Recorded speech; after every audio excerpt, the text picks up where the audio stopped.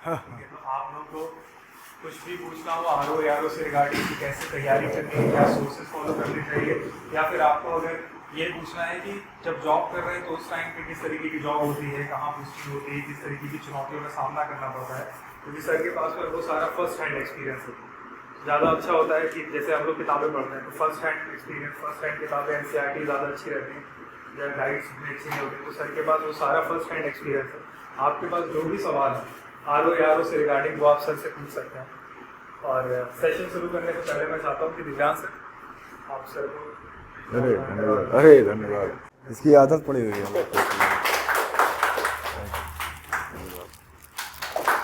Thank you.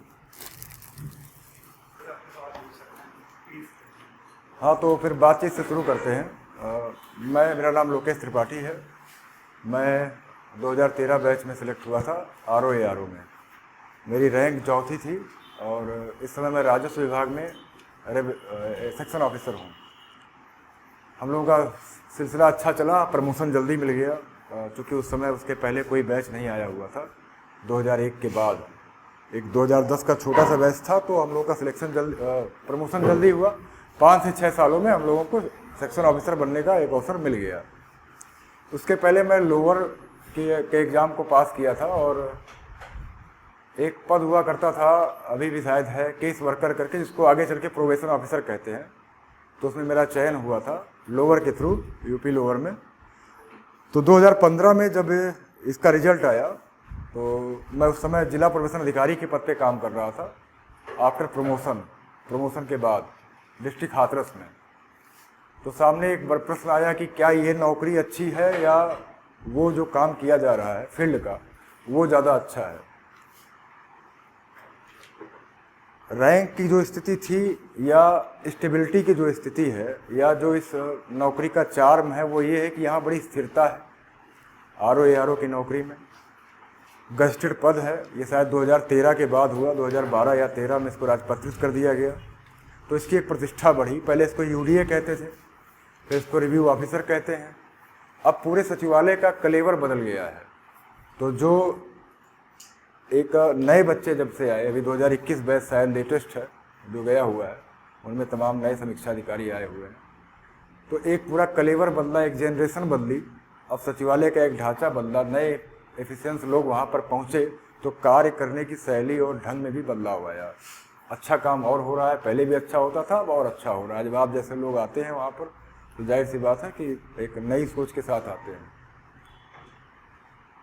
तो इस पूरे जब हम किसी परीक्षा को देने के लिए चलते हैं RO तो हम लोग, क्योंकि मैं भी उसी दौर से गुजरा हूँ, तो मैं भी उसी समय IAS का भी एग्ज़ाम देता था, PCS का भी एग्ज़ाम देता था, RO का भी देता था। 2007 से लेकर के करीब 13, 14, 15 तक मैंने भी मेंस दिया PCS का।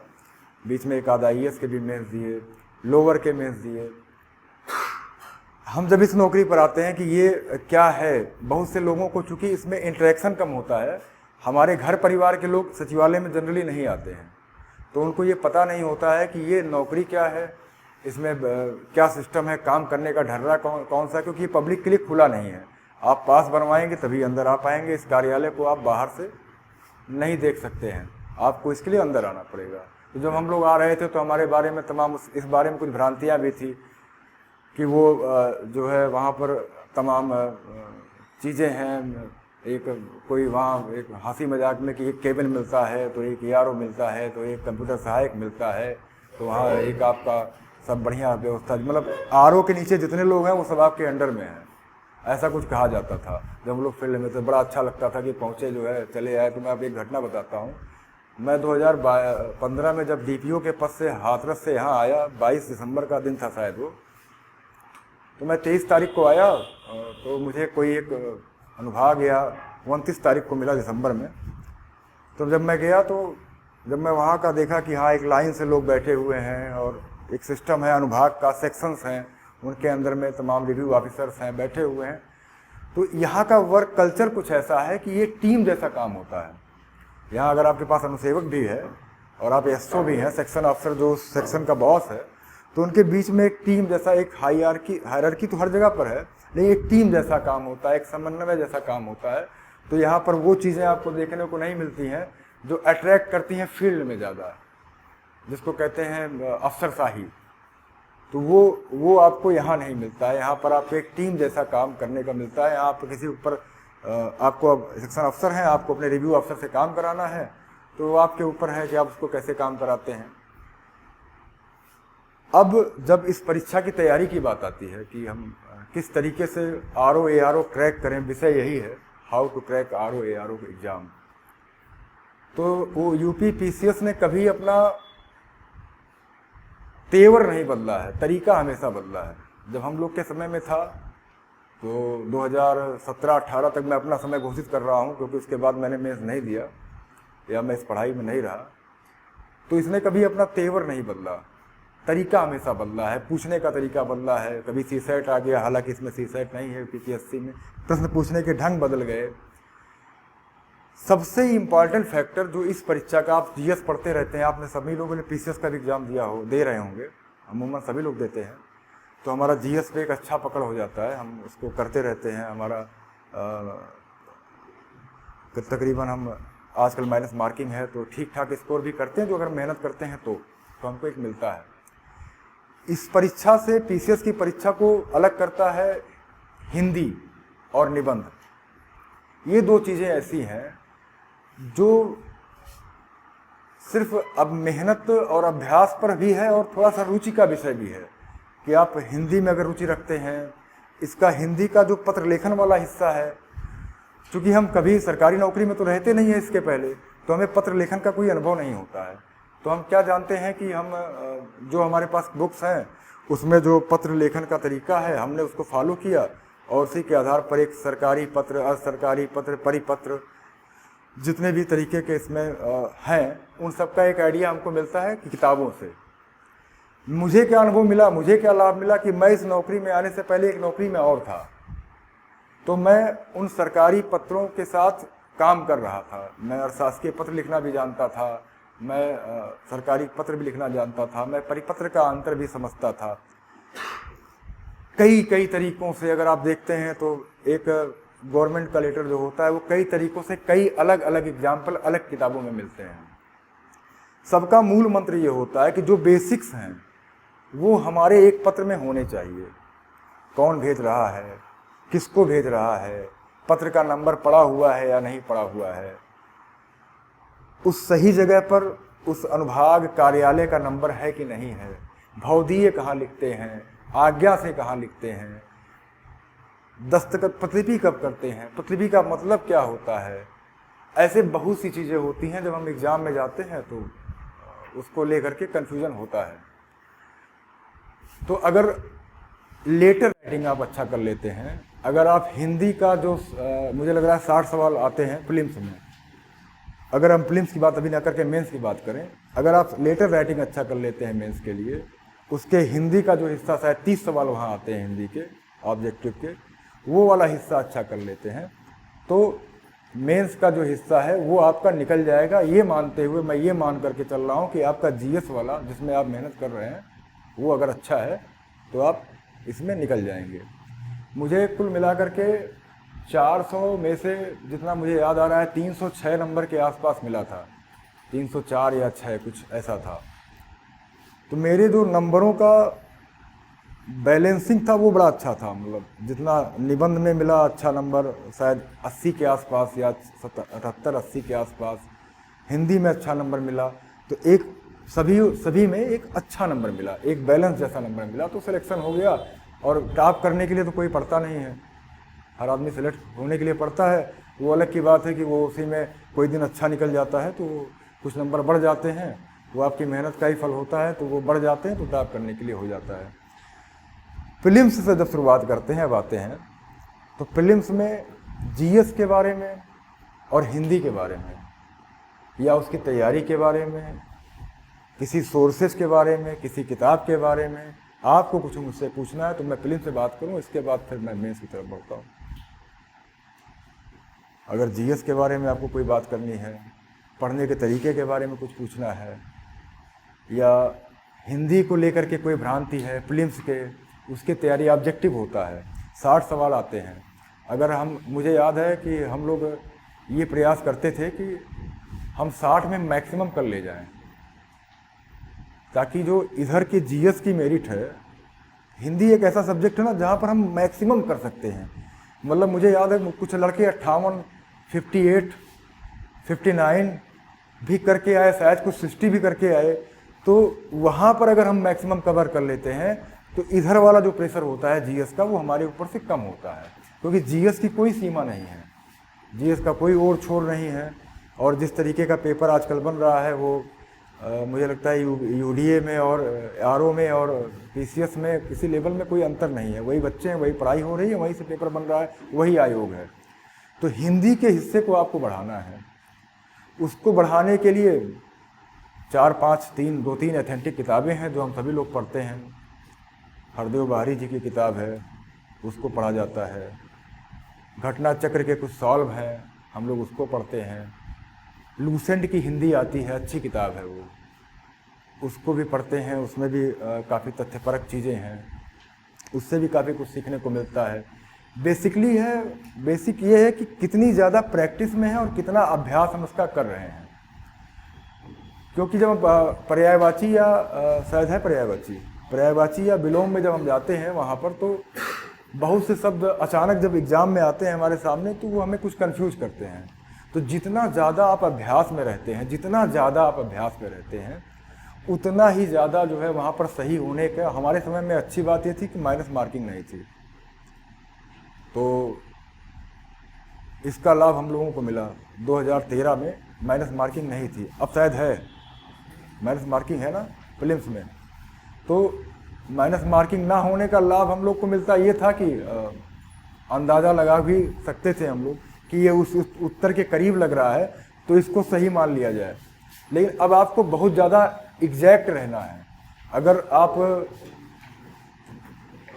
50-50 तक तो चांस ले सकते हैं, लेकिन आप ब्लैंक होकर के चांस नहीं ले सकते हैं कि नहीं इस पर लगा दिया जाए, ये सही है।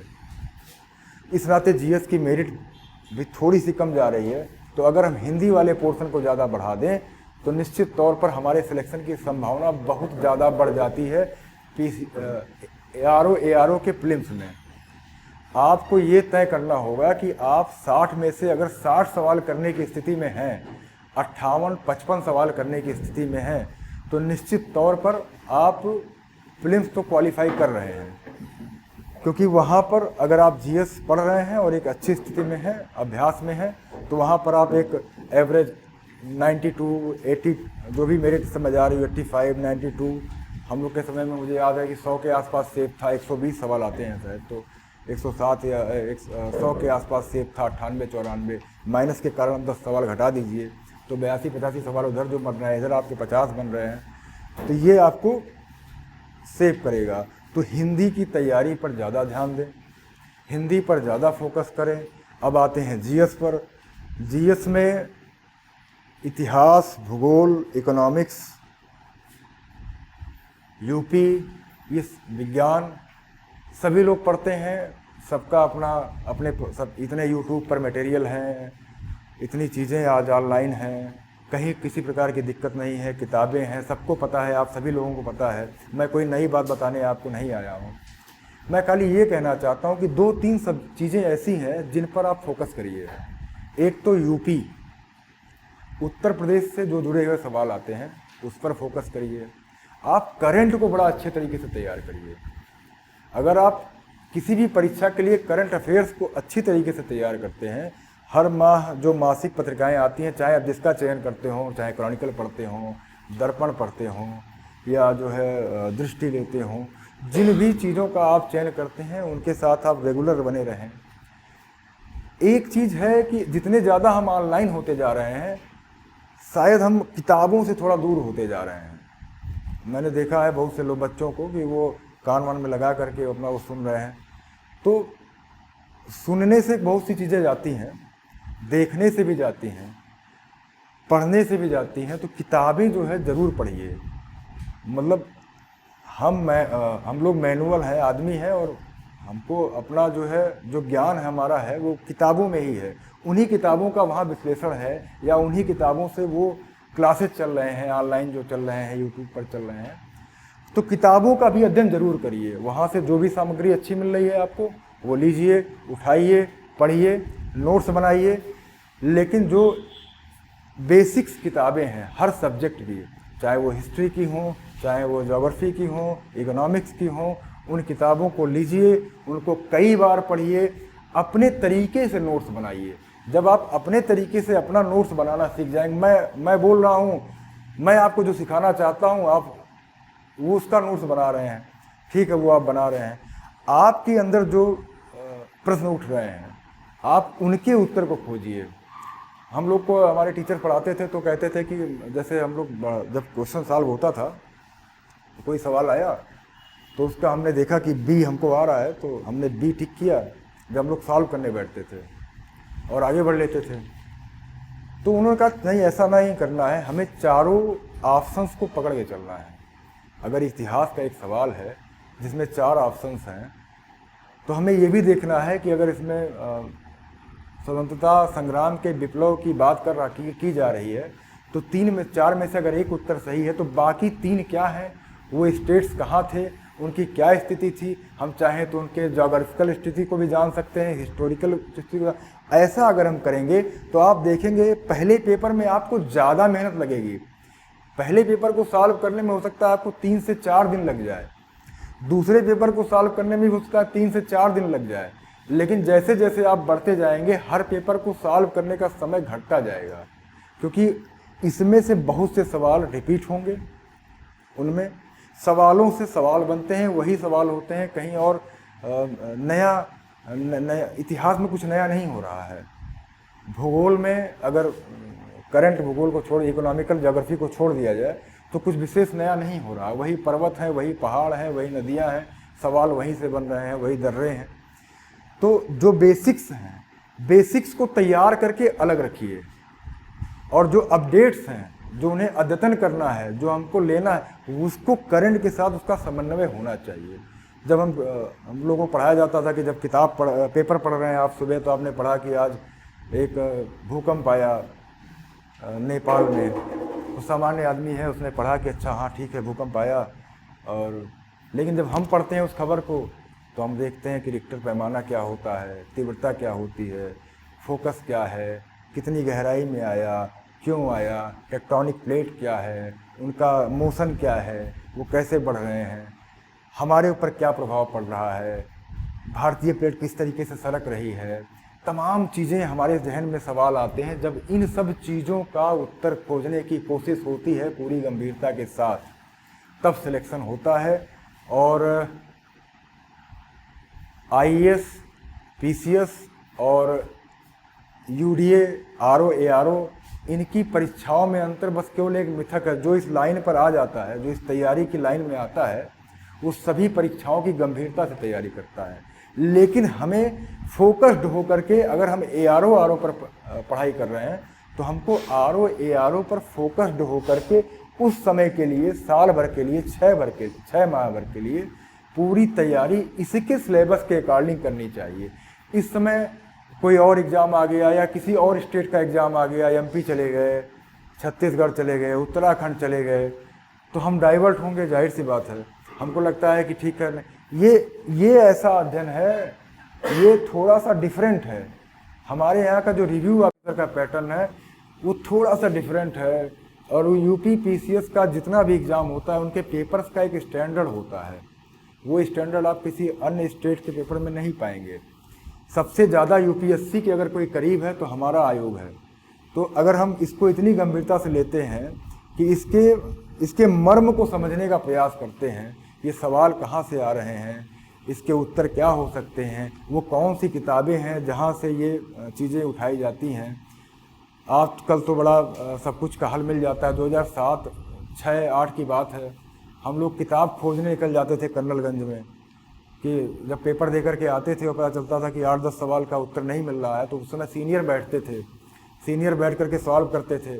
उनके पास भी जब उत्तर नहीं होता था तो फिर टीचर के पास जाते थे, तो वो कहते थे ऐसा चले जाओ, वहाँ पर एसआर पब्लिकेशन की बुक है, कोई फलानी पब्लिकेशन की बुक है, उनको लेकर के आओ, उसमें हो सकता है। इस तरीके से जा करके खोज खाज करके किताबें, अब तो आप हल परीक्षा दे करके निकलते हैं 10 मिनट के अंदर सारे हल आपके स्क्रीन पर रहते हैं। कुछ ऑथेंटिक होते हैं, कुछ ऑथेंटिक नहीं होते हैं। उन हलों को खोजने की जिम्मेदारी आपकी है। जिस दिन आप उन हलों को खोजने का काम शुरू करेंगे, उनके बताए हलों, उनका मार्गदर्शन लीजिए। विशेषज्ञ हैं, विशेषज्ञों का मार्गदर्शन बहुत ज़रूरी है। जो इस विषय के विशेषज्ञ हैं, जिनके पास इस ऐसे क्लासेज को चलाने का अनुभव है, जो ऐसी जगह, ऐसी तमाम संस्थाओं में कार्य कर चुके हैं, उनके अनुभवों का लाभ लीजिए, उनके सुझाए हुए उत्तरों को भी जानिए, लेकिन खोजने का प्रयास खुद भी कीजिए। आप उत्तर जब खोजना शुरू करते हैं प्रश्न का, किसी भी परीक्षा के बाद, जब उसके सोर्सेज को तलाशने, उसके रूट को तलाशते हुए नीचे तक जाते हैं, तब जा कर के आपको पता चलता है कि ये सवाल बन कहाँ से रहे हैं।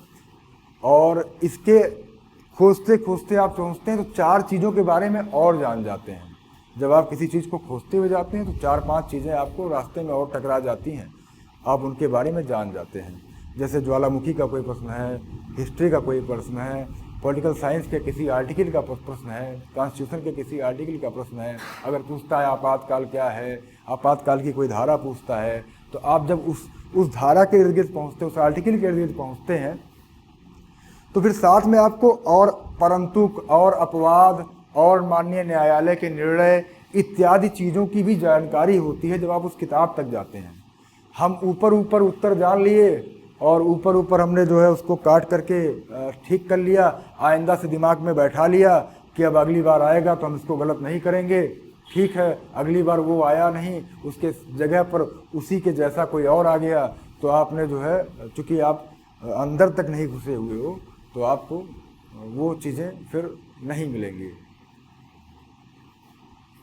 तो मैं फिर कह रहा हूँ कि अगर कोई प्रश्न है आपका, क्योंकि बातचीत हो, हम 15 मिनट से बोल रहे, इतनी आदत हमारी है नहीं, तो ना हमारी नौकरी ऐसी है जहाँ बोलना पड़े ज़्यादा। हम लोग फाइल वाइल बनाते हैं, काम करते हैं। तो आपको कुछ पूछना हो तो पूछें, तो मैं बताऊँ। और जहाँ तक रही मेरी बात, तो मैं कविताएँ करता हूँ, मैं बता रहे थे। तो अभी मैं कल रात को देवा महोत्सव में कविता पढ़ के आया हूँ। तो मेरे पास, मैं इस नौकरी का एक फ़ायदा बताता हूँ आपको।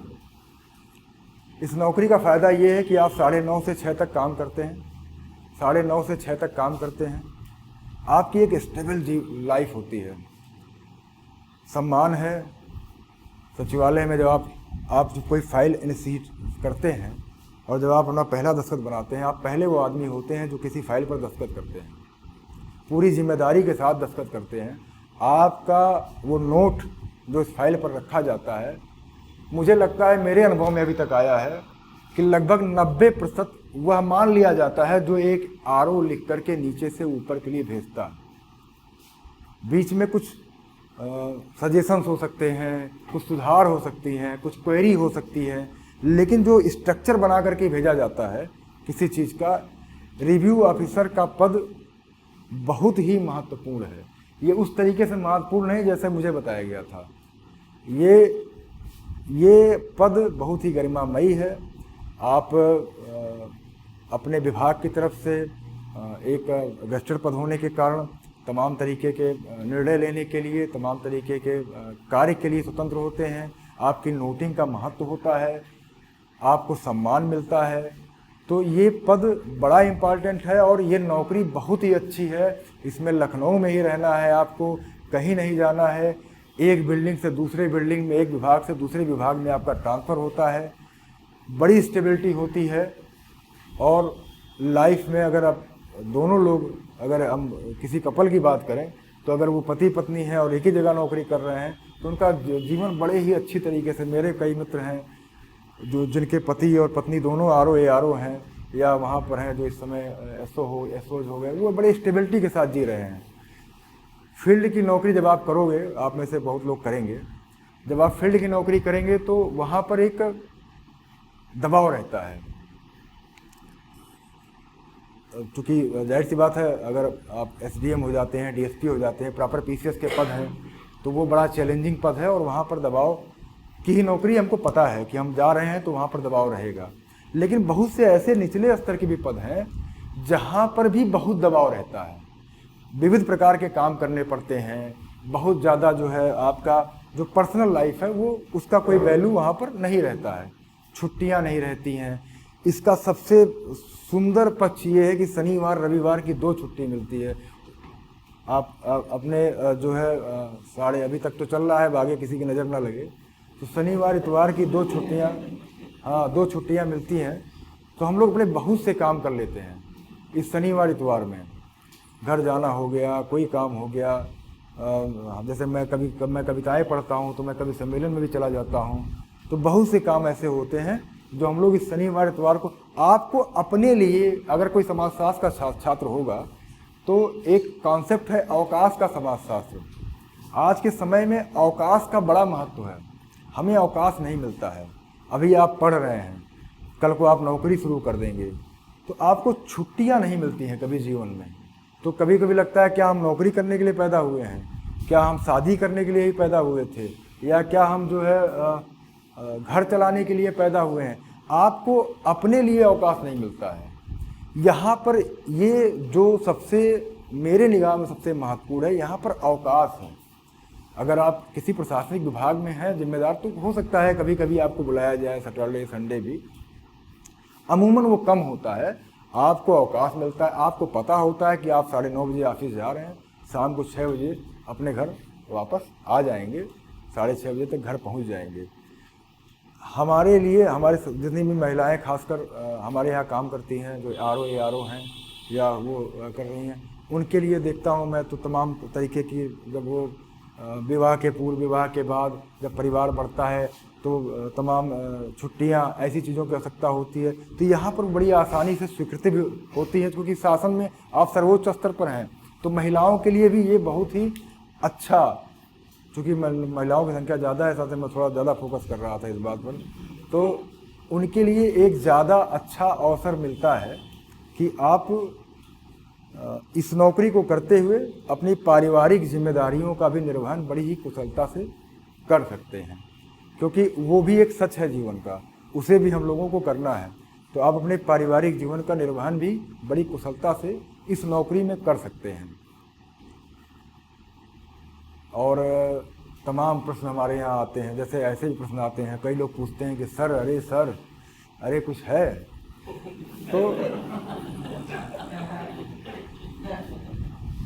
तो देखिए जिनका भी है वह वाला प्रश्न होता है, वो तो अपने करनी का फल जो है किसी न किसी दिन भोगेंगे। अभी मैं कल एक सम्मेलन में था, तो वहाँ पर ये एक कवि पढ़ रहे थे कविता, तो उन्होंने कहा कि यहाँ जितने लोग बैठे हैं सरकारी नौकरी कर रहे हैं, अगर वो नौकरी करने आए हुए हैं तो फिर उनको यहाँ पर रहने का अधिकार नहीं है।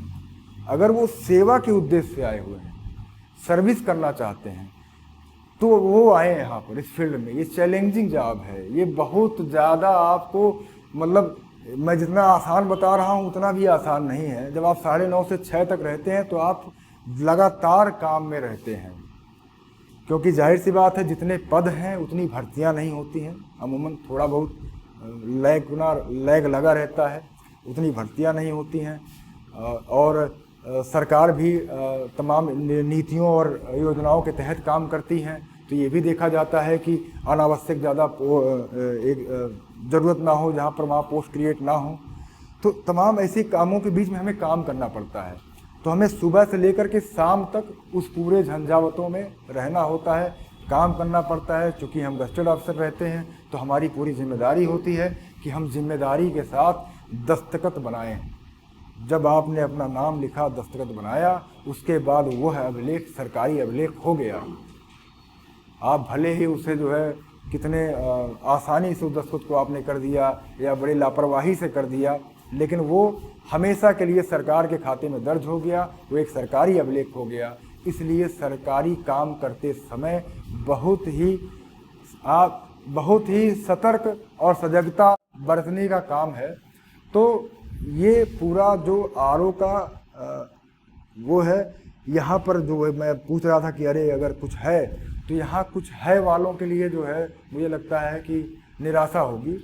तो क्योंकि यहाँ पूरी आजकल हम देखते हैं कि गवर्नमेंट के जितने भी प्रयास हो रहे हैं वो पारदर्शिता के लिए हो रहे हैं, वो भ्रष्टाचार जैसी चीज़ों को कम करने के लिए हो रहे हैं, वो हमारी इफ़िशियंसी को बढ़ाने के लिए हो रहे हैं, वो हमारे समय पर ऑफिस आने के लिए हो रहे हैं। ठीक है, तो जब ये सारे मल्टीपल फैक्टर एक साथ काम करेंगे तो जाहिर सी बात है कि भ्रष्टाचार जैसे बिंदु भी जो है नहीं रहेंगे, और मुझे नहीं लगता है किसी को करना भी चाहिए। आप व्यक्तिगत रूप से मेरे बारे में भी सचिवालय में जानकारी कर सकते हैं, मेरे बारे में ये जानकारी कर सकते हो क्योंकि मैं कविताएं पढ़ता हूँ तो लोग तुम्हें थोड़ा बहुत जानते हैं। तो अब अगर आपको कुछ पूछना है तो आप पूछिए, नहीं पूछना चाहते हैं तो मैं जाऊँ, चाय वाय आ गई है। हाँ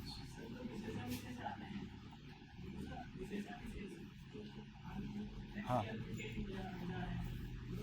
जी जी, जितना मुझे याद आ रहा है विशेषण और विशेष से, मैं पहले खुद याद कर लूँ। हाँ, तो आप जरा दोनों की परिभाषा बताइए मुझे। आप विशेषण और विशेष की परिभाषा बताइए मुझे। हाँ, विशेषण क्या होता है, विशेष क्या होता है? विशेषण की विशेषता बताने वाला, विशेषण की विशेषता बताने वाला विशेष होता है। अब दो ऐसे शब्द का इस्तेमाल करिए, एक विशेषण हो और एक विशेष हो। लीजिए दो ऐसे शब्द बताइए जो एक विशेषण हो, बताइए कोई एक विशेषण बताइए। हाँ, आपके पास आपका उत्तर खुद है, आप विशेषण बताइए कोई। हाँ, कर्म है तो इसका विशेष क्या होगा?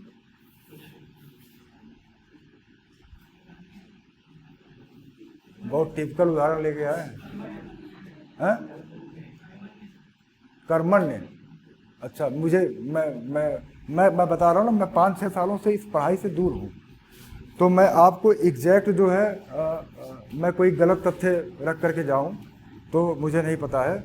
मैं 5-6 सालों से इस पढ़ाई से दूर हूँ। मैं एक आपके सामने एक खाचा, एक मोटिवेशन और एक सिस्टम बता सकता हूँ। मैं आपके स्पेसिफिक सवालों का, कोर्स वाले सवालों का उत्तर देने में फिलहाल अभी सक्षम नहीं हूँ।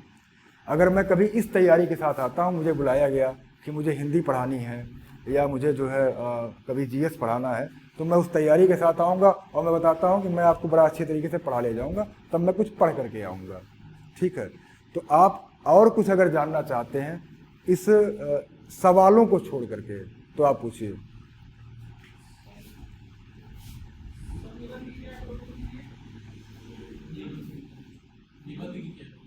हाँ, ये देखिए सवाल है, ये इसका सिलेक्शन पक्का है, ये सिलेक्शन इनका पक्का है। अभी तक आप लोगों ने कोई नहीं पूछा कि निबंध का बहुत बड़ा रोल है। निबंध वो है जो आपके पूरे आरओ के मेंस के मेहनत को खराब कर देता है। निबंध में दो चीजें हैं, या तो आप सूक्ति से वाक्य की ओर जाइए या आप वाक्य से सूक्ति की ओर जाइए, मतलब निष्कर्ष की ओर बढ़िए आप। मुझे याद है मेरे समय में एक निबंध आया था, शायद किसान पर था वो, और एक तो हम लोगों ने जब भारतीय अर्थव्यवस्था और किसान का जीवन पर ऐसा कुछ प्रश्न आया था। तथ्यात्मक होना चाहिए निबंध, हम बड़े जनरलाइज कर देते हैं। हमको लगता है कि जब हम निबंध लिख रहे हैं तो ठीक है, मान लिया पूछा गया कि किसानों की क्या समस्या है, तो हमने लिखा कि साहब किसानों की ये समस्या है, बीज की समस्या है, खाद की समस्या है, आत्महत्या की समस्या है, बरखा की समस्या है, मानसून की समस्या है। हम उसमें तथ्यों का भी इन्वॉल्वमेंट नहीं करते हैं। हम कहते हैं सूखा की समस्या है, तो हम सूखे के कुछ आंकड़े भी अगर लेकर के आएंगे पिछले कुछ सालों के, हम जब मौसम परिवर्तन की जब हम बात करेंगे तो अल नीनो, अल नीना, इन सब की जब फैक्ट्स को लेकर के आएंगे, जब हम टेम्परेचर की बात करेंगे तो हम बताएंगे कि पिछले सालों में, पिछले शताब्दियों में पृथ्वी के टेम्परेचर कितना बढ़ गया है, कितने डिग्री का अंतर आया है। हम फैज के अम्ब्रेला के नीचे जब निबंध लिखते हैं तो हमको लगता है कि शायद हमारे एग्जामिनर को पसंद आता है, तब वो हमको नंबर देते हैं। जब हम फैज के अम्ब्रेला के छतरी के नीचे रहते हैं, हम जब स्वच्छंद होकर के निबंध लिखते हैं कि जो मन में आ रहा है, हाँ कापी ले लिया, किसी ने बता दिया था कि देखो ऐसा 3 कापी भरोगे, ठीक है, तो नंबर जो है उसी को मिलता है जो 3 कापी भरता है, और जो कम लिखेगा उसको नंबर नहीं मिलेगा। ऐसी कोई भी भ्रांति अगर आपके दिमाग में है तो आप निकाल दीजिए। कापी भरने वालों को, कापी भरने वाले भी पास होते होंगे, मैं उनकी बात नहीं कर रहा हूँ, लेकिन जो नहीं भरते हैं वो भी पास होते हैं। जो शब्द सीमा का पालन करते हैं, 3 निबंध होते हैं शायद ना, जो शब्द सीमा का पालन करते हैं, 1000 शब्द हैं, 600 शब्द, तो जो शब्द सीमा का पालन करते हैं वो बड़े ही, और उस शब्द सीमा के फ्रेम में रहते हुए अपनी सारी बात कह ले जाते हैं, उनको एग्जामिनर ज़्यादा पसंद करते हैं। कल को आप 10 साल बाद, 15 साल बाद कहीं आप में से ही जो है कोई यूपीपीएससी का सदस्य बन गया, तो वो भी वही पसंद करेगा कि जो है जो कम बातों में, और खासकर आरओ के एग्ज़ाम में, तो आरओ का मतलब ही यही है कि इतनी बड़ी बड़ी पीयूसी जाती हैं, इतने बड़े बड़े कोर्ट के निर्णय आते हैं, हमारा काम क्या होता है उसको एग्जामिन करके एकदम छोटा कर देना। 600 पन्ने का निर्णय है, उसको हमें ले आना है 6 पन्ने में, उसका जो सार है, उसकी जो आत्मा है, उसको ले करके पत्रावली पर रखना है और चलाना है। तो ये इसी निबंध सेम वही है। गंगा नदियों की सफाई की बात आती है, तमाम निबंध आते हैं। साहित्य पर एक मेरा सुझाव ये है कि आप लोग साहित्य पर जरूर निबंध लिखें। अगर थोड़ा सा अलग करता है, अगर आप साहित्य पर निबंध लिखते हैं तो वो आपको पहला खंड जो आता है साहित्य वाला, उसकी तैयारी करें, उस पर निबंध लिखें, तो उससे आपको थोड़ा सा ज़्यादा नंबर मिलने की संभावना रहती है। मैंने लिखा था तो मुझे निबंध में थोड़ा नंबर हमेशा यूपीपीएससी में ठीक मिलता रहा है। तो साहित्य वाला सिस्टम भी आप जरूर पकड़ें। अगर आप उस हिस्से में, साहित्य समाज का दर्पण है, साहित्य और समाज की अन्योन्यता और भी जो चीज़ें आती हैं, लेकिन छिछला नहीं लिखना है। अगर आप साहित्य को पकड़ रहे हैं तो फिर भारतेंद्र युग, छायावादी युग, जितने भी आधुनिक युग हैं, जितने भी अगर काव्य पर आप लिख रहे हैं तो सबके एग्जाम्पल्स हों, आपके पास 2-4 पंक्तियां हों। आप पंक्तियों को भी लिखना पड़ेगा आपको। ऐसे नहीं कि आपने लिखना शुरू किया। कबीर ने अपने समय में बड़ी अच्छी बात कही थी, और इतनी ही अच्छी बात आगे चल करके नानक ने कही। अरे बात क्या कही ये तो बताओ। कुछ 2 लाइन 1 लाइन लिखो, तो हम लोग क्या करते हैं, जनरलाइज कर देते। जैसे हमारे यहाँ कहा गया है कि फलाने रिपोर्ट में लिखा गया, अपराध की एक रिपोर्ट आई है। अक्सर लोग कोट करते हैं, मैंने भी किया है कई बार, कि अपराध की एक रिपोर्ट आई है जिसमें कहा गया है कि महिलाओं के प्रति अपराध कम हो रहे हैं या बढ़ रहे हैं। तो वो कौन सी रिपोर्ट है, वो कहाँ से प्रकाशित होती है, उसमें हम कहाँ हैं, हमारा देश कहाँ है, या कंट्री में हमारा क्या, वर्ल्ड में हमारा क्या है स्थिति है। इन सब के सापेक्ष तुलनात्मक रूप से अगर हम कोई आंकड़ा रखते हैं किसी को समझाने के लिए, तो वो फ़ायदा होगा। तो निबंध में विशेष ध्यान यही रखना है कि हम 600 शब्दों के अंदर रहें, 650 शब्दों के अंदर रहें, अपनी बात को क्रमागत रूप से करें। एक टिप ये हो सकती है कि आप जब निबंध को फ्रेम कर रहे होते हैं, फ्रेमिंग बड़ा इम्पॉर्टेंट होता है। आप सबसे पीछे वाले पन्ने पर चले जाइए, जहाँ रफ कार्य के लिए जगह होती है। एक पेंसिल ले लीजिए, अपने निबंध को फ्रेम कर लीजिए कि आप किस क्रम में आगे बढ़ेंगे। 5 मिनट का समय आप हर निबंध का उस पर जरूर दे दीजिए। आप जब फ्रेम कर लेंगे तो फिर आपके लेखन में कंटिन्यूटी होगी, एक निरंतरता होगी, और जब निरंतरता रहेगी तो बात लोगों के समझ में आएगी कि आप चाहे किसी भी मत का समर्थन कर रहे हैं या विरोध कर रहे हैं, लेकिन एक तर्क के साथ कर रहे हैं, एक निरंतरता के साथ कर रहे हैं। तो निबंध में क्रमबद्धता, गति, प्रवाह बना रहे, उसका प्रवाह ना टूटे। पता चला कि साहब हम लिखना शुरू किए, तब तक हम आगे बढ़े, आखिरी वाले पन्ने जब पहुँचे इसका यार, अरे अच्छा, अरे वो राधा कृष्ण वाली रिपोर्ट आई थी, बताओ छूट गया, अब हमको याद आ गया, हमने क्या जहाँ उपसंहार करना था, जहाँ ख़त्म करना था वहाँ, अब इस नाते खाली याद आ गया है, बस वहाँ लिख डाला उसको कि राधा कृष्णन साहब ने जो है फलाने सन में ये कहा था। हाँ, अरे भाई अब ख़त्म करने जा रहे हो तो जो था वहीं पर जा कर के उसको ख़त्म कर दीजिए। क्रमबद्धता, प्रवाह नहीं टूटना चाहिए। आरओ में ARO में आप 2 बिंदुओं पर जरूर फोकस करें, एक निबंध पर खूब प्रैक्टिस करें। हमारी एक कमी है, हम जितने ज़्यादा अब टेक्नोलॉजी या इलेक्ट्रॉनिक मीडिया की तरफ बढ़ रहे हैं, या हम जितना ज़्यादा यूट्यूब बेस्ड अध्ययन कर रहे हैं, हमने लिखना बंद कर दिया है। अगर हम 2 घंटा पढ़ते हैं तो हमें 4 घंटा लिखना चाहिए। अगर आप, हमको लगता है कि हमें ये उत्तर तो पता है, मैं लिख दूंगा सीधे एग्जाम में जाकर के। भाई किसी के जीवन में कितने एग्जाम आएंगे, 2, 4, 6, 8, लेकिन अगर ये जो टेस्ट सीरीज आपकी हो रही है आपके लिए फायदेमंद होती है। इसी नाते ऐसी संस्थाएं ऐसी संस्थाओं से जब आप जुड़ते हैं, आपके टेस्ट होते हैं, आपके बार बार जो है आपको जागरूक किया जाता है, झिझोड़ा जाता है कि आप कहाँ पर हैं, अपने को चेक करिए। तो आप यहाँ भी लिखिए, अपने घर पर भी लिखिए। लिखिए ज़्यादा, पढ़िए कम। पढ़िए कम और उसका दुगुना तिगुना लिखिए, क्योंकि पत्र लेखन ऐसा हिस्सा है जो शायद 60 नंबर का या 100 नंबर का, मतलब वो बड़ा ही इंपॉर्टेंट हिस्सा है। आप पत्र लेखन को अवॉइड करके तो इस एग्ज़ाम को नहीं कर सकते हैं। और अवॉइड मीन्स कि उसके पूरे जो फॉर्मेट है उसका बड़ी गंभीरता से समझना है। हम नहीं है सर्विस में, हमको पता ही नहीं है कि प्रेषक कौन होता है, हमको पता ही नहीं है कि सेवा में क्या होता है, हमको पता ही नहीं है। हाँ, उसके लिए जैसे आप सभी के परिवार में, आप सभी के जानने वालों में कोई ना कोई सरकारी नौकरी में सेवा में होगा, सभी लोग होंगे। आपको उनसे कहना चाहिए कि भैया हमको एक ऑफिशियल लेटर का, एक अर्ध सरकारी का, एक परिपत्र का, जो आप लोग अपने यहाँ लिखते हो, एक प्रारूप दे दीजिए। तो सभी लोग एक प्रारूप ले लीजिए आपस में, या मैं भेज दूंगा आपको, तो आप इसमें इन लोगों को दे दीजिएगा। कई अलग अलग तरीके से पत्र लेखन का तरीका होता है। आप अलग कुछ किताबें आती हैं, उनका मैं नाम भूल रहा हूँ, शायद वासुदेव नंदन और हरदेव बाहरी भी शायद पत्र लेखन का लिखाते हैं क्या। कुछ एथेंटिक किताबें आती हैं पत्र लेखन की, लेकिन आप देखेंगे तो पत्र लेखन के तरीके बहुत हैं।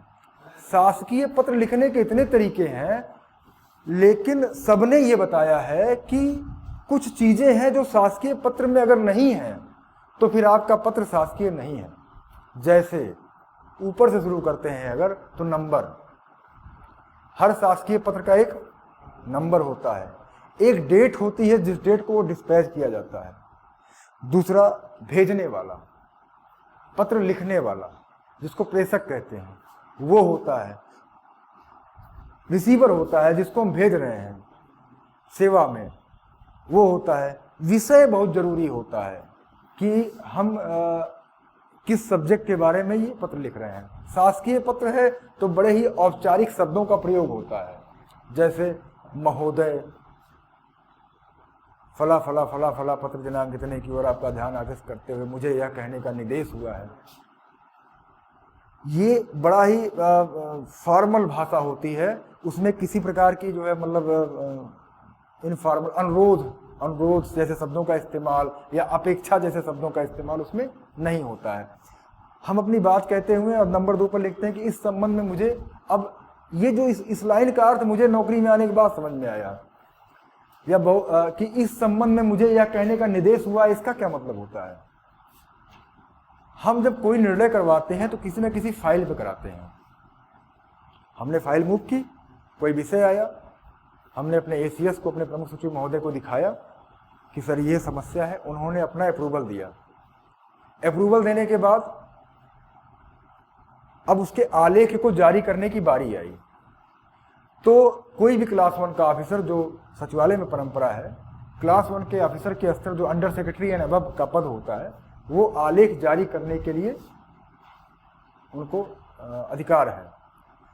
निर्णय होकर के आया, अब हमने आलेख रखा कि साहब फिर संख्या फला फला के क्रम में ये निर्णय हुआ है, अब एक चिट्ठी DM लखनऊ को जानी है और वो चिट्ठी जो है बना दी जा रही है, रखी जा रही है। तब हम लिखते हैं कि इस संबंध में मुझे यह कहने का निर्देश हुआ है, मतलब मुझे यह कहने के लिए किसी ने कहा है, और वो कौन है, सब जान रहे हैं कि आपने एक सम्यक विचार किया होगा पत्रावली पर, एक निर्णय हुआ होगा, तब हम इस शब्द का प्रयोग करते हैं कि इस संबंध में मुझे यह कहने का निर्देश हुआ है। तो ये सचिव चिट्ठी लिखते हैं, विशेष सचिव चिट्ठी लिखते हैं, अंडर सेक्रेटरी चिट्ठी लिखते हैं। प्रतिलिपि होती है हर पत्र का। प्रतिलिपि हमको कहा जाता है एग्जाम में, कॉपी का मतलब होता है कि उस कंसर्न को कॉपी गई है कि नहीं गई। जैसे मान ले डीएम ने कहा इलाहाबाद के कि साहब हमारे यहाँ बाढ़ आई हुई है, हमको सहायता चाहिए। हमने चिट्ठी लिख दी राहत आयुक्त को, हमने कहा कि ये जिलाधिकारी के पत्र दिनांक कितने का जो संलग्न है उसका संदर्भ ग्रहण करने का कष्ट करें, जिसमें उन्होंने निवेदन किया है कि उनके यहाँ बाढ़ आई हुई है और उनको सहायता दी जाए। इस संबंध में मुझे यह कहने का निर्देश हुआ है कि आप जो है फला फला फला फला चीज़ें करते हुए इनको सहायता उपलब्ध कराएं। अब अगर हम उस डीएम को ये नहीं बताएंगे, डीएम लखनऊ को, कि तो वो तो इंतजार करेंगे कि हमारी चिट्ठी पर लोगों ने कोई कार्रवाई की या नहीं की।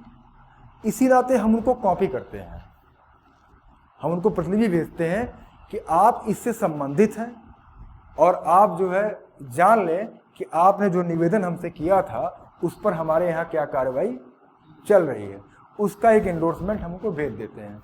एक चीज़ बड़ी महीन है कि उसके ऊपर एक संख्या का शब्द का इस्तेमाल होता है। प्रतिलिपि के ऊपर संख्या तद दिनांक। तद दिनांक क्या है? ये वो दिनांक है जिस दिनांक को हम वो चिट्ठी जारी कर रहे हैं। संख्या क्या है? अगर वो 351 नंबर है तो अगर हमने लिखा संख्या तद दिनांक मतलब 351 नंबर और तारीख 22 सितंबर 2023, ठीक है, मतलब वही संख्या वही दिनांक इस डिस्पैच कॉपी की भी रहेगी जो हम डीएम साहब को भेज रहे हैं। इस डिस्पैच कॉपी का भी नंबर वही है। कभी कभी हम क्या करते हैं कि जब 2 या 3 ज़्यादा रिसीवर होते हैं, नीचे प्रतिलिपि डीएम को भी गई हुई है, हमने और भी विभागों को भेज रखी है, तो हम लिखते हैं संख्या 351 ब्रैकेट में 1। हम 1, 2, 3 पर वो चिट्ठी जारी करते हैं।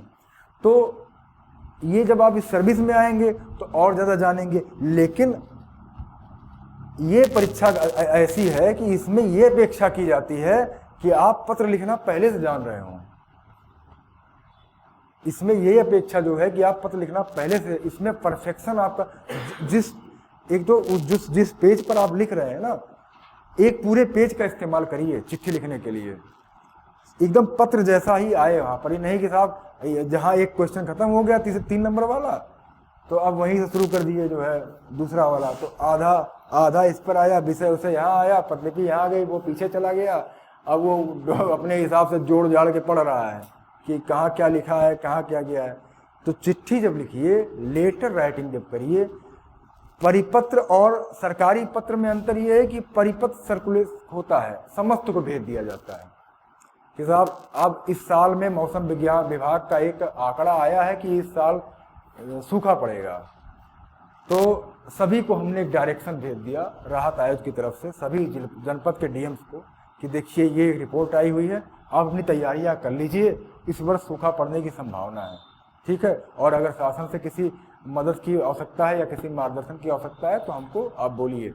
हमने उसकी भी कॉपी कर दी कुछ लोगों को, जैसे मंडलायुक्तों को कर दी, क्योंकि मंडलायुक्त डीएम्स के ऊपर होते हैं तो वो भी अपने यहाँ से एक डायरेक्शन जारी कर सकते हैं डीएम्स को। ऐसी चीज़ें जब करेंगे, पूरी गंभीरता से रहेंगे, सुनेंगे, और जब तेरे नाम के सिवा कुछ याद नहीं जैसा माहौल क्रिएट होगा तभी हम सफल होंगे। सबसे ज़रूरी यही है कि आपके और पढ़ाई के बीच में कुछ भी और नहीं होना चाहिए। अगर आपका कहीं भी किसी भी प्रकार का कोई इन्वॉल्वमेंट है तो मैं ये तो नहीं कहता हूँ कि सफलता नहीं मिलती है, लेकिन मैं ये कहूँगा कि आप अपने जीवन का संघर्ष बहुत बढ़ा दे रहे हैं। आप अपने समय को, और लोग कहते हैं कि मोटिवेशन क्या होता है, मैं कोई नया बता रहा हूँ क्या? मैं कुछ नहीं बता रहा हूँ, मैं तो वही आपने हजारों बार सुना होगा, मेरे जैसे हो सकता है फिर कुछ लोग आएंगे वो बताएंगे। सबसे ज़रूरी चीज़ बता करके जो मैं जानना चाहता हूँ वो यही है कि सबसे बड़ा मोटिवेशन आपके अंदर है। आप अपने लिए खुद मोटिवेट हैं। आपको अगर ये नौकरी लेनी है तो लेनी है, उसके लिए आपको चाहे 24 घंटे जागना पड़े तो आप जागिए, पढ़ना पड़े पढ़िए, शादी विवाह, फेसबुक, इंस्टाग्राम, इन सब से दूर रहिए। पढ़ाई तक उसका उतना ही इस्तेमाल करिए जितना ज़रूरी है। कोई भी इंगेजमेंट किसी भी प्रकार की अगर आपकी कहीं भी लाइफ में है तो ये आपकी इस पढ़ाई के लिए, इस कठिन पढ़ाई के लिए, ये ARO आपको गजेटेड का दर्जा देता है और ये आपको एक प्रतिष्ठित पद देता है, आपको राजधानी में रहने का मौका देता है, आपके जीवन को बदल देता है, आपको सम्मान देता है, पहचान देता है। ये इतनी आसानी से नहीं मिलने वाला है। बहुत से रातें, बहुत से समय, बहुत से चीज़ों को हम करते हैं। हमसे कहा जाता है कि IAS की तैयारी करिए, फलाना तो बन ही जाएंगे। ऐसा नहीं है, सब अलग अलग है। IAS की तैयारी करेंगे तो कैसे हम ये बन जाएंगे? वो अपना सिस्टम एक उनका है। तो अगर हमें इसको करना है, नौकरी के साथ हम अपने उन्नयन के लिए आगे भी प्रयास करते रह सकते हैं। कि आप ARO बन गए हैं, आपकी उम्र है अभी। बहुत से मेरा तो एक मित्र 2013 बैच का, अभी मुझे लग रहा 2 साल पहले 21-22 में अवनीश मिश्रा SDM बना। वो लगातार लगा रहा और हमेशा मेहनत देता रहा। हम लोग तो जब 17-18 में जब प्रीलिम्स निकलना बंद हो गया तो हम लोग का आप नमस्ते कर लिया वहाँ से, उसके बाद छोड़ दिया, क्योंकि समय तो दे नहीं रहे हैं, पढ़ाई तो कर नहीं रहे हैं। अब दूसरी चीज़ों में इन्वॉल्वमेंट हो गया है, तो कोई चमत्कार तो होने वाला नहीं है कि आप बिना पढ़े, या कभी ये भी नहीं होने वाला है कि हमने इस बार 95 कर लिया है तो अगली बार तो 98 हो ही जाएंगे। ऐसा नहीं है। वो 95 वाला 75 पे जा सकता है। वो 95 से 98 3 सवाल बढ़ाने के लिए ना, वो जो 3 सवाल बढ़ते हैं ना, वो बढ़ाने के लिए बहुत बहुत बहुत परिश्रम की आवश्यकता है। तो इसी नोट पर हम इस बातचीत को ख़त्म करते हैं कि आप सिर्फ और सिर्फ कंसंट्रेट रहिएगा इसी एग्ज़ाम के ऊपर, जो शायद फरवरी में होने जा रहा है। आप इस एग्ज़ाम के ऊपर कंसंट्रेट रहिएगा और पूरे सिलेबस के तहत रहिएगा। निश्चित तौर पर मैं आपसे मिलने आऊँगा दोबारा। अगर आप इन सब चीज़ों पर रहेंगे, पूरे कंसंट्रेशन सेशन से पढ़ेंगे, सिलेबस से आपका नहीं होगा, आप शादी विवाह पार्टी में नहीं जाएंगे, तो निश्चित तौर पर आप सफल होंगे। आपको कोई नहीं रोक पाएगा। इस साल नहीं होगा, कोई बच जाएगा तो वो अगले साल होगा। सबका सिलेक्शन एक साथ नहीं होता है, सारे पद एक साथ नहीं मिल जाते हैं। इस साल नहीं बचेगा और इससे भी अच्छी परीक्षाओं में जाएगा। तो सबसे बड़ा मोटिवेशन ये है, अगर कहीं बहुत समस्या हो रही हो तो जो पैसा पिताजी माताजी भेजते हैं महीने में या जहाँ से मिलता होगा, तो ज़रा उनका मोटिवेशन देख लीजिए, उनके संघर्ष देख लीजिए। सबसे बड़ा मोटिवेशन तो आपके घर में है आपके, तो आप उनके संघर्षों को देख लीजिए। फिर ना आपको किसी लोकेश त्रिपाठी की ज़रूरत पड़ेगी मोटिवेट करने के लिए, ना ही किसी गुरुजी की ज़रूरत पड़ेगी, यूट्यूब वाले। आपको विशेषज्ञ टीम की आवश्यकता हमेशा है। उसके छत्र छाया में, उसके संरक्षण में तो हमें काम करना है। बहुत से लोग कहते हैं कि अरे वहाँ क्या है वो। हम विशेषज्ञों के संपर्क में जब रहते हैं, हमें क्या होता है, हमें कोई बुखार होता है तो हम डॉक्टर के पास जाते हैं ना। हमको कोई समस्या होती है तो ऐसे लोग जो टीचर्स हैं या जो आपकी हेल्प कर रहे हैं, जिनके पास ऐसा, जो आपके लिए मेहनत कर रहे हैं, जो आपके लिए नोट्स बना रहे हैं, जो आपके लिए क्वेश्चंस पेपर सेटअप कर रहे हैं, जो आपके लिए जो है एक परिवेश दे रहे हैं कि आपको ऐसा एक माहौल दे रहे हैं कि आप इंटरेक्ट कर सकें। नहीं तो आप अपने घर में अकेले रहोगे। खुद जब हम अकेले रहते हैं ना तो हमको लगता है कि हम तो, अब कोई दिखता नहीं है ना कंपटीशन में, हम तो अपने कमरे में अकेले हैं। तो हमको लग रहा है कि अरे बस अब ये जो है आए, इसको तो कोई पढ़ा ही नहीं होगा। ये जो है ना नर्मदा नदी कहाँ से निकलती है, ये तो बस हम ही जान रहे हैं और कोई अब किसी ने इसको जाना ही नहीं होगा। हाँ, और सारा विशेषज्ञता, सारी मौलिकता सब अपनी समझते हैं हम लोग। तो भैया को समझ में आया है? कुछ बोल नहीं रहे हैं आप, हंस भी नहीं रहे हैं। तो चलिए फिर, अनुमति है अगर कुछ पूछना हो तो बताइए। हाँ हाँ यार, हमारी फेवरेट लाइन तो बहुत है। अपनी कविता तो अच्छी लगती है सबको। हाँ, मैं 1-2 बंद सुनाता हूँ अगर मुझे याद रहा तो। अच्छा, इसी चूँकि मोटिवेशनल क्लास चल रही है तो मैंने खुद को मोटिवेट करने के लिए 2-4 लाइनें लिखी थी। मेरा उद्देश्य कविता का कभी ये नहीं होता है कि मैं पूरे समाज को बदल दूंगा या कुछ नहीं। जिसको भी पसंद आ जाए, जिसको भी अपने अंदर वो लाइनें या परिवर्तन में आ जाए तो वो उसको लिख। मैं सुनाता हूँ। हाँ। मन के अंधियारे में बस एक, मन के अंधियारे में बस एक दीप जलाने आया हूँ। मन के अंधियारे में बस एक दीप जलाने आया हूँ। जुगनू सीन आँखों के मैं ख्वाब सजाने आया हूँ। ताली बजा सकते हैं आप लोग। मन के अंधियारे में बस एक, रास्ता तय करते जाना मंजिल चल कर खुद आएगी। रास्ता तय करते जाना मंजिल चल कर खुद आएगी। धूप खिलेगी छाँव मिलेगी बदली भी कुछ छाएगी। धूप खिलेगी छाँव मिलेगी बदली भी कुछ छाएगी। राम के पथ की कृष्ण के रथ की, राम के पथ की कृष्ण के रथ की याद दिलाने आया हूँ। जुगनू सीन आँखों के मैं ख्वाब सजाने आया हूँ। मन के अंधियारे में बस एक। तो मेरा बहुत बड़ा कोई इतिहास नहीं है, लेकिन थोड़ा बहुत लोकेश त्रिपाठी सर्च करेंगे 2-4 कविताएं कहीं मिल जाएंगी तो आप उसको सुन सकते हैं। और कुछ है?